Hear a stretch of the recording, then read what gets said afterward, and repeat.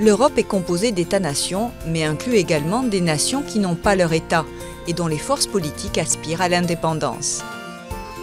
L'Écosse a rejeté l'indépendance en septembre 2014 à 55%, mais un nouveau référendum d'autodétermination pourrait y être organisé après les négociations sur le Brexit. En octobre 2017, l'Espagne s'est enfoncée dans une crise politique majeure. Le Parlement de Catalogne a déclaré unilatéralement l'indépendance de la région la plus riche du pays après un référendum d'autodétermination jugé illégal par Madrid, qui en réponse a voté au Sénat la mise sous tutelle de la région.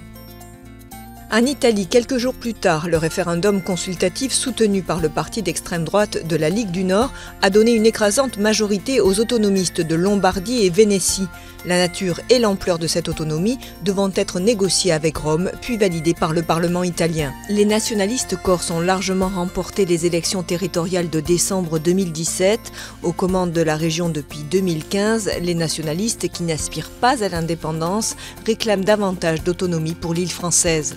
Dans le Pacifique Sud, l'archipel français de la Nouvelle-Calédonie doit organiser au plus tard en novembre 2018 un référendum d'autodétermination. En Belgique, les indépendantistes flamands estiment que leur région riche, la Flandre, subventionne la Wallonie francophone.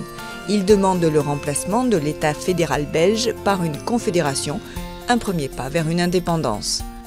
La découverte de gisements de pétrole et de gaz a renforcé les aspirations indépendantistes des îles Féroé.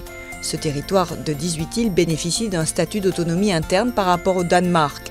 L'archipel doit organiser un référendum sur une nouvelle constitution en avril 2018.